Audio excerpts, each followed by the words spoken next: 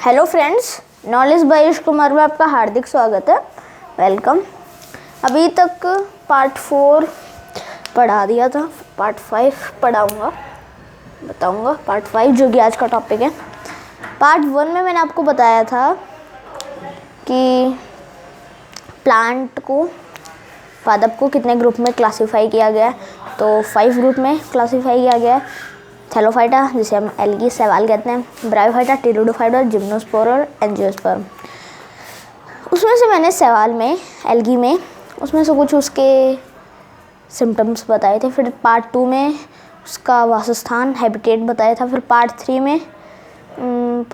में फिर उसके आगे के टॉपिक्स बताए थे, है ना, उसके कि उनका आर्थिक महत्व, है ना। उससे पहले आर्थिक महत्व बताया था उसके, हाँ, उनमें जनन कैसे होता है, जनन के बारे में भी बताया था।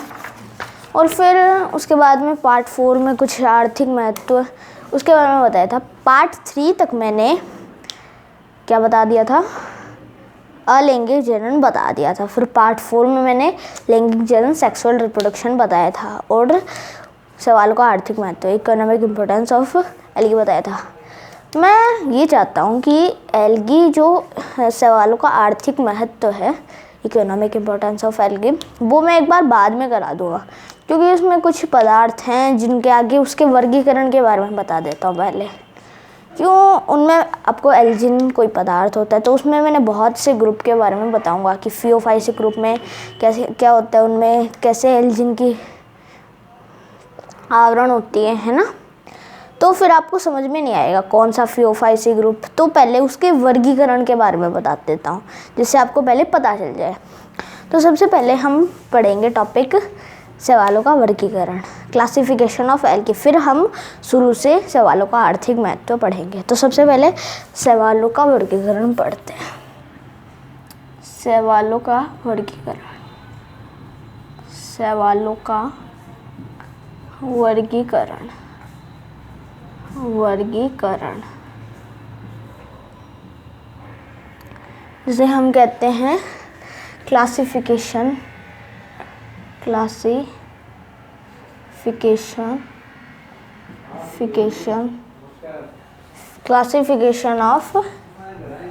एल्गी, क्लासिफिकेशन ऑफ एल्गी,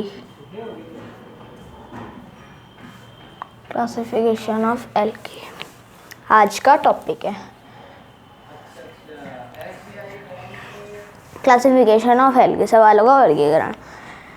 तो सबसे पहले हम पढ़ेंगे सवालों के वर्गीकरण में, क्लासिफिकेशन ऑफ एल्गी में एक चार्ट बनाएंगे। पहले आपकी एनसीईआरटी वाली बुक में दिया गया होगा, है ना, चार्ट।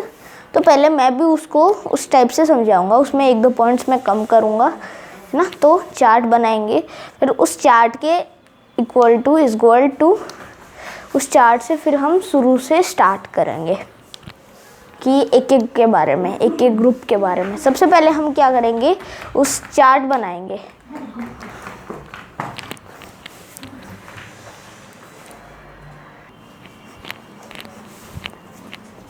ठीक है,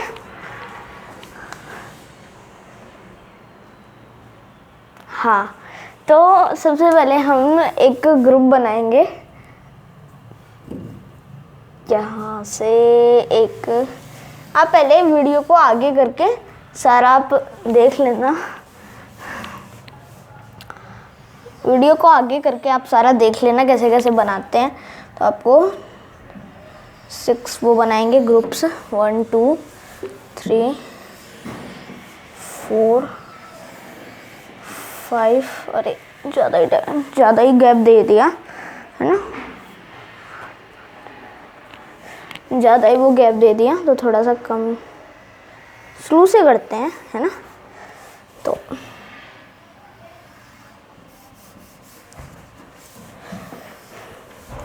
शुरू से कर लेंगे, है ना, शुरू से कर लेता हूँ।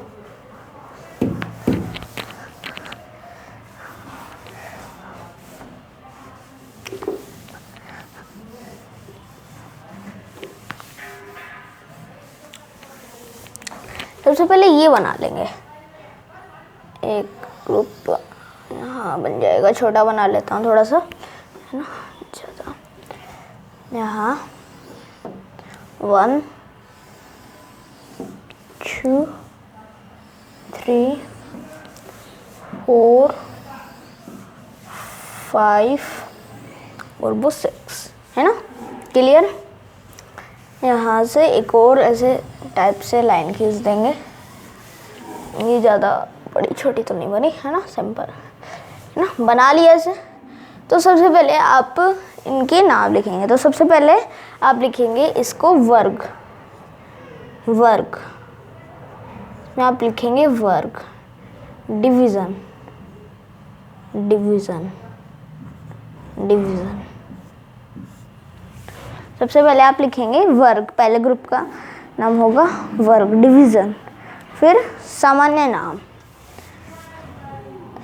सामान्य नाम, सामान्य नाम, general name, general name, general name, सामान्य नाम। थर्ड आप लिखेंगे प्रमुख वर्णक, या फिर मुख्य वर्णक भी लिख सकते हो, मुख्य वर्णक, मुख्य वर्णक, वर्णक,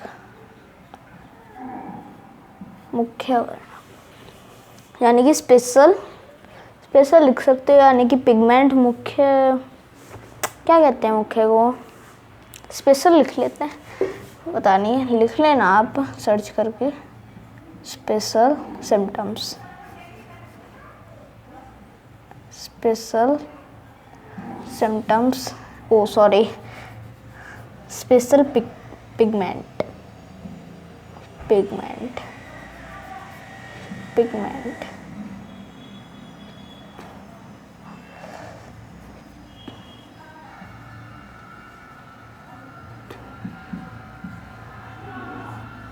स्पेशल पिगमेंट, मुख्य वर्णक जैसे कहते हैं।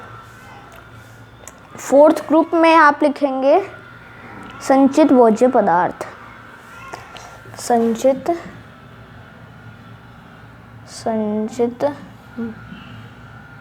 भोजन,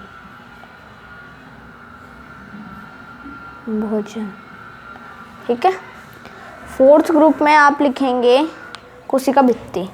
संचित भोजन को डाइजेस्ट फूड लिखने, डाइजेस्ट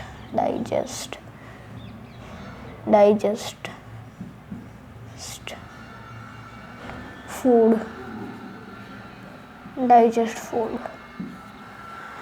फिर नेक्स्ट ग्रुप में आप लिखेंगे कोशिका भित्ति, किसकी बनी होती है, कोशिका भित्ति, भित्ति, भित्ति, भित्ति, सेल वॉल, सेल वॉल, कोशिका भित्ति जिसे हम कहते हैं, कोशिका भित्ति, सेल वॉल। और नेक्स्ट लास्ट ग्रुप में आप लिखेंगे वासस्थान, वासस्थान यानी कि जहाँ वो रहते हैं, हैबिटेट।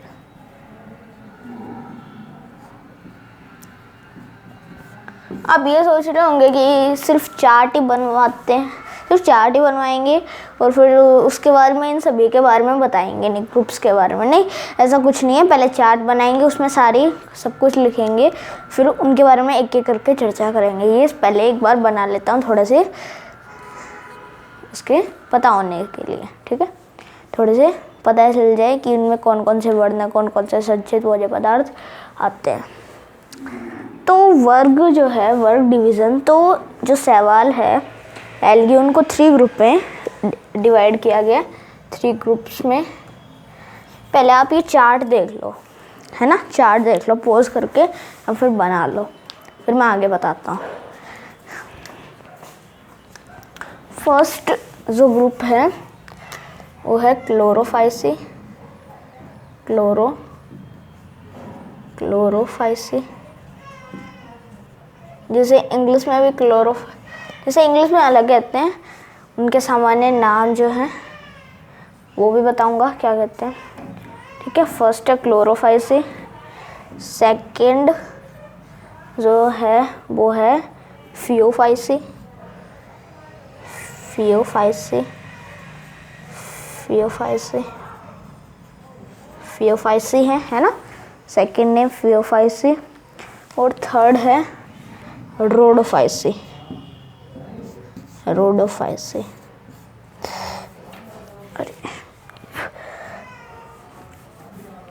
Rhodophyceae, Rhodophyceae.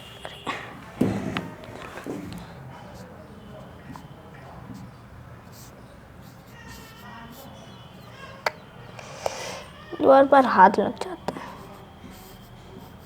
रोडोफाइसी, ठीक है, लिख लीजिए। 3 ग्रुप होते हैं, Chlorophyceae, Phaeophyceae, Rhodophyceae.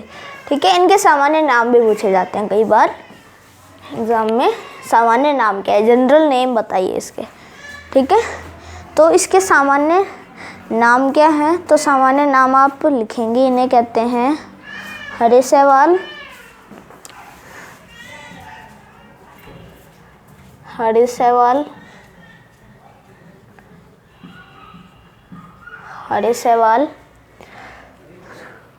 Green algae, है ना, इन्हें कहते हैं ग्रीन एल्गी, ग्रीन एल्गी।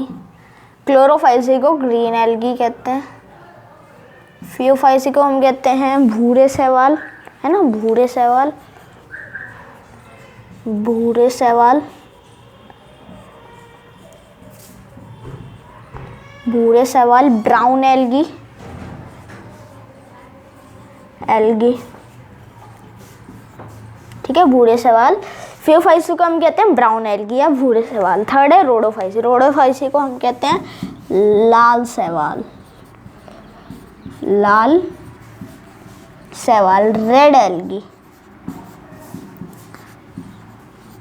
से कहते हैं रेड एल्गी, लाल शैवाल, रेड एल्गी। ठीक है, ठीक है, इतना आपको पता चल गया।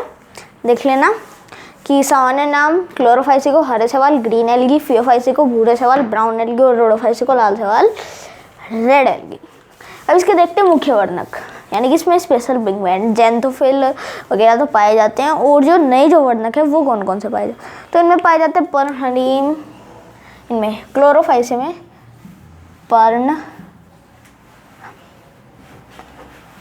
पर्णहरिम ए और बी, ज़ैंथोफिल भी पाए जाते हैं, वो फिर एक एक करके बताऊंगा तब बता दूंगा। फियोफाइसी में पाए जाते हैं पर्णहरिम ए और सी, पर्णहरिम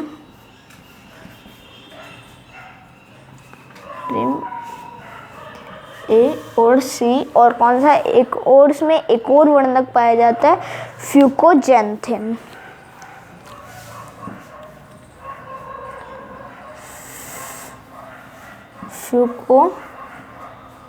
फ्यूकोजैंथिन, है ना, फ्यूकोजैंथिन,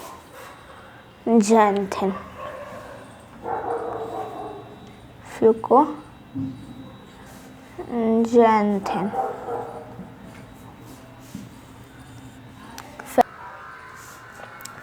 ठीक है, इनमें मुख्य वर्णक ज़ैंथोफिल वगैरह तो पाए जाते हैं, जो मुख्य जो वर्णक है जो है स्पेशल पिगमेंट वो देखेंगे। जैसे कि क्लोरोफाइसी में पर्णहरिम ए भी पाए जाते हैं, फियोफाइसी में पर्णहरिम ए और सी, और इसके साथ एक और पिगमेंट पाया जाता है जिसे हम कहते हैं फ्यूकोजैंथिन। फिर आधा युवड़ी को जे जो होते हैं उनमें 2 मात्रा आती हैं, और न आधा थी, यानी कि न के पहले से, और फिर न फ्यूकोजैंथिन। ठीक है, इतना पता चल गया कि फियोफाइसी में पर्णहरिम ए सी और फ्यूकोजैंथिन होता है। रोडोफाइसी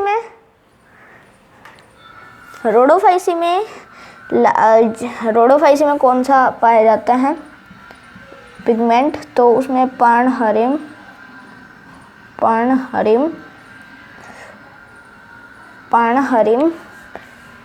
ए डी और फाइकोएरिथ्रिन।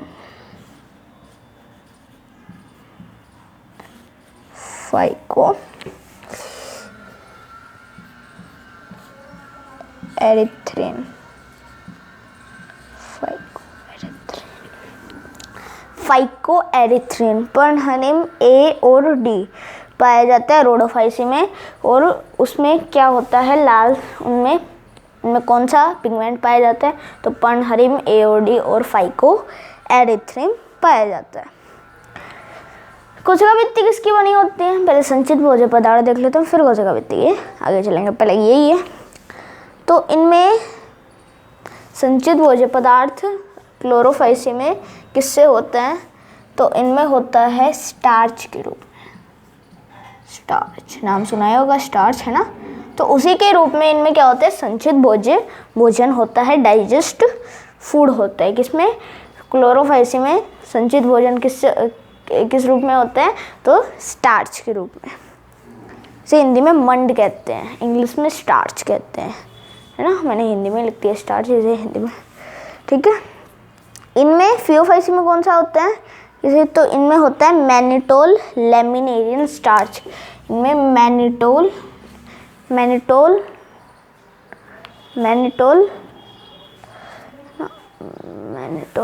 लैमिनेरियन, मैनिटोल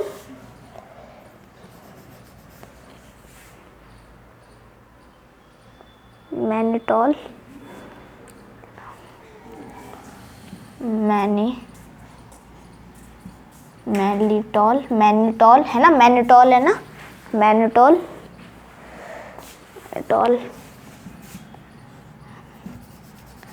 बहुत छोटे छोटे लिखे,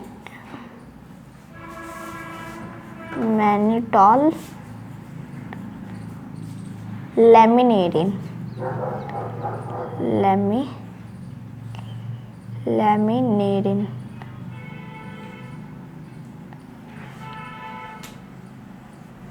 ठीक है, मैनिटोल।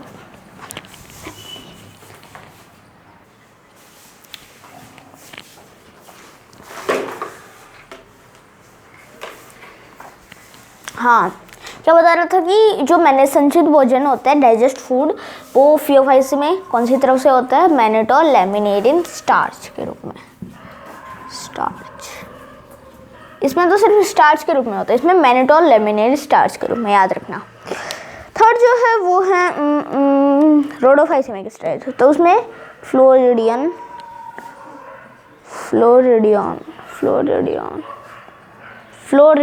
स्टार्च के रूप में। इसमें मैनिटोल लैमिनेरिन से ही होता है, स्टार्च नहीं है ना, होता फ्लोरिडियन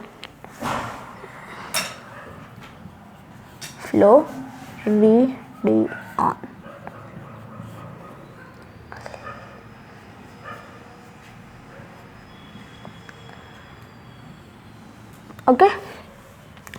संचित भोजन किससे होता है, डाइजेस्ट फूड किसमें होता है, रोडोफाइसी में तो फ्लोरिडियन से होता है।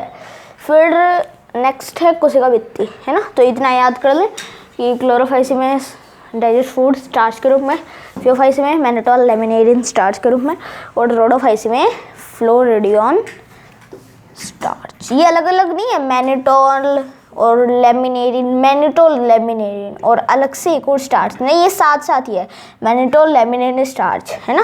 ये यहाँ नहीं रहा था तो मैंने नीचे लिख दिया, यहाँ भी फ्लोरिडियन स्टार्च,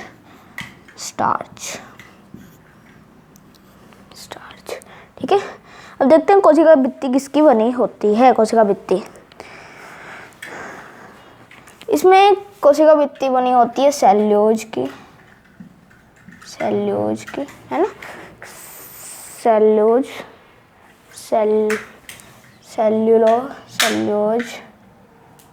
है ना, सुना होगा, पहले भी पढ़ा होगा, है ना। इनमें कोशिका भित्ति किसकी बनी होती है, क्लोरोफाइसी में इसकी कोशिका भित्ति किसकी बनी होती है, सेल्यूलोज की बनी होती है।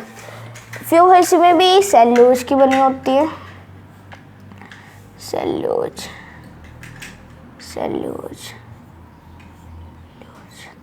इनका जो सलवाल जो होता है ना, सलवाल सेल्यूलोज का बना होता है। कोशिका भित्ति भी कह सकते हैं, वो भी सेल्यूलोज का बना होता है। और इनका जो सलवाल जो होता है वो भी किसका बना होता है, सेल्यूलोज का। इसके साथ साथ इसमें एक और जिलेटिनस कोट पाया जाता है, इसको आप आवरण भी कह सकते हो या फिर जिलेटिनस कोट पाया जाता है एल्जिन का। ये आगे बता देंगे, ठीक है, आगे बताऊंगा जब ये आएगा, फिर इसका जब मैं बताऊंगा एल्जिन का जिलेटिनस कोट होता है, कैसा होता है, कैसा दिखता है, वो सारे बताएंगे, है ना। तो इसमें फियोफाइसी में सेल्यूलोज की कोशिका भित्ति होती है और उसके साथ एक जिलेटिनस कोट पाई जाती है, किसकी, एल्जिन की, जो बनी होती है। रोडोफाइसी की भी सेल्यूलोज की बनी होती है, सेल्यूलोज, इसकी भी किसकी बनी होती है, सेल्यूलोज की, इसकी भी सेल्यूलोज, इसकी भी सेल्यूलोज,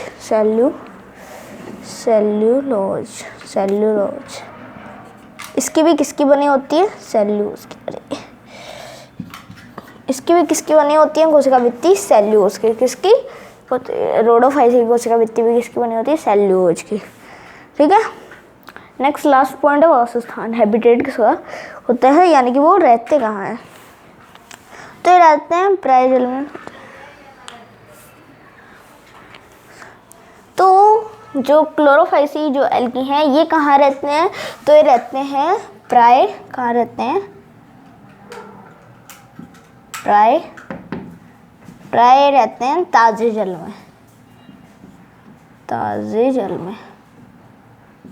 जल में रहते हैं प्राय, ठीक है। तो क्लोरोफाइसी कहाँ रहते हैं, तो वो प्राय कहाँ रहते हैं, प्राय तो नहीं है, ताजे जल में वो पाए जाते हैं क्लोरोफाइसी। फिर फियोफाइसी कहाँ रहते हैं, तो वो रहते हैं समुद्री जल में। ऐसे नहीं कि समुद्री के ताजे जल में वे रहते हैं, नहीं, कैसा भी जल हो समुद्री का वहाँ रहते हैं। फियोफाइसी समुद्री जल में, कि समुद्र में ही रहते हैं, चाहे जल ताज़ा हो या फिर ख़राब हो, पर वो समुद्र में रहते हैं मैक्सिमम, या फिर वो कहीं पे भी होते हैं, पर मैक्सिमम वो सामान्यतः या फिर वो कहाँ रहते हैं, समुद्री जल में ही पाए जाते हैं ज़्यादातर, ठीक है। और बात करें रोडोफाइसी, तो रोडोफाइसी भी समुद्री जल में ही पाए जाते हैं, समुद्री जल में, ठीक है। तीनों के तीनों कहाँ पाए जाते हैं, ओ सॉरी, ये दोनों कहाँ पाए जाते हैं, समुद्री जल में। फियोफाइसी और रोडोफाइसी समुद्री जल में पाए जाते हैं, क्लोरोफाइसी प्राय ताजे जल में पाए जाते हैं। तो आप इससे लिख लेना पोज करके, है ना, पोज करके लिख लो आप।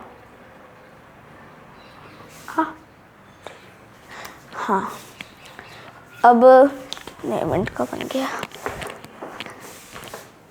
तो 23 मिनट्स का बन गया। आज मैंने बहुत ऐसे लेदली से, मतलब बहुत कम, ज़्यादा टाइम लिया, मतलब बहुत धीरे धीरे पढ़ाया, वरना मैं ज़्यादा क्लोरोफाइसी और रोडोफाइसी के बारे में बता देता, पर मैं आज बहुत धीरे धीरे बताया, ठीक है।